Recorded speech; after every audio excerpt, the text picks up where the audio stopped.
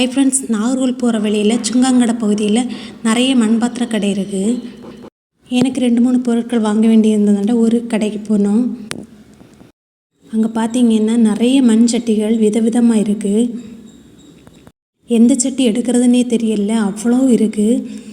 ஒரு பக்கம் மண் சட்டின்னா மறுபக்கம் பார்த்தீங்கன்னா பீங்கான் பாத்திரங்கள், உப்பு புளி போடக்கூடிய பரணி ஒரு பக்கம், மரத்தில் செய்து வச்சுருக்கக்கூடிய சின்ன சின்ன ஸ்பூன் எல்லாம் மாடலாக இருக்குது. நான் இப்போ சின்ன ஸ்பூன் தான் பார்த்துட்ருக்கேன். எனக்கு தேவையான 2 ஸ்பூன் தான் நான் எடுத்துருக்கேன். பார்க்க எல்லா பொருளையுமே வாங்கணும் போல தான் தோணும். ஆனால் தேவையில்லாமல் பொருட்கள் வாங்கியதுக்கு வேஸ்ட்டு தானே. அதனால் எனக்கு தேவையான பொருளை மட்டும் நான் எடுத்துருக்கேன்.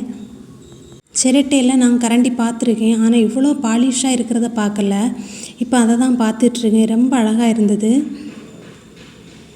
அதே மாதிரி ஸ்டீலில் கரண்டி பார்த்துருக்கோம், என்கிட்ட இருக்குது. ஆனால் இங்கே பார்த்தீங்கன்னா சிரட்டையில் கரண்டி இருக்குது. அதுவும் ரொம்ப நல்லா இருக்குது. இதுவும் நான் ஃபஸ்ட்டாக இப்போ தான் பார்க்குறேன். சின்ன சின்ன மண் கப்புகளும் நிறைய இருக்குது.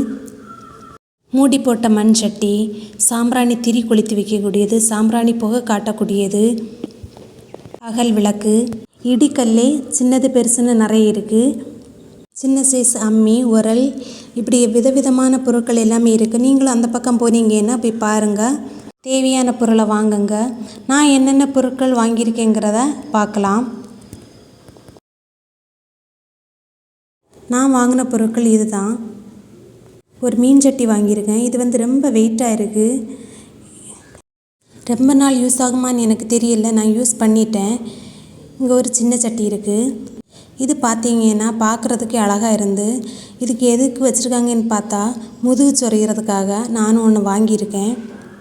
2 ஸ்பூனு, ஒரு சின்ன தட்டு. இது என்னன்னு பார்த்தீங்கன்னா கம்ப்யூட்டர் சாம்பிராணி கொளுத்தி வைக்கிறதுக்காக. இது சாம்பிராணி திரி கொளுத்தி வைக்கிறது. இந்த பொருட்களில் உங்களுக்கு எது பிடிச்சிருக்குன்னு கமெண்டில் சொல்லுங்கள். இந்த வீடியோ பிடிச்சிருந்தால் லைக் பண்ணுங்கள், ஷேர் பண்ணுங்கள், சப்ஸ்கிரைப் பண்ணுங்கள். மறக்காமல் கமெண்ட் பண்ணுங்கள், பெல் ஐக்கானை கிளிக் பண்ணுங்கள். வீடியோ பார்த்ததுக்கு நன்றி.